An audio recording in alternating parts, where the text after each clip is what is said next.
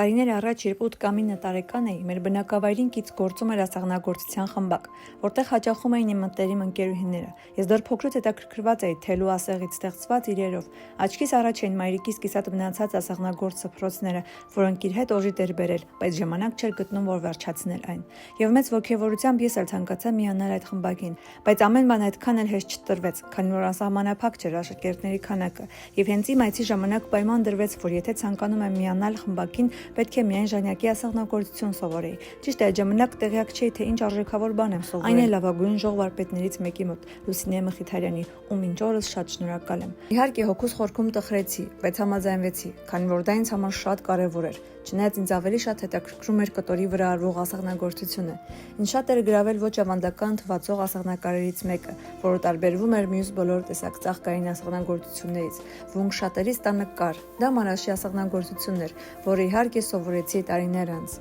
Բայց ժանյակը ունի իր կախարդական թեթևությունն ու շքեղությունը, թելերի խաղից օդում հյուսված նուրբ շերտերը, որոնք մեզ են փոխանցվել շատ դժվարությամբ, եւ որ մեր պարտքն է դողալ յուրաքանչյուր պատառիկի համար, եւ եթե պետք է կռիվ տալ, այն օրինական ձևով պահելու համար։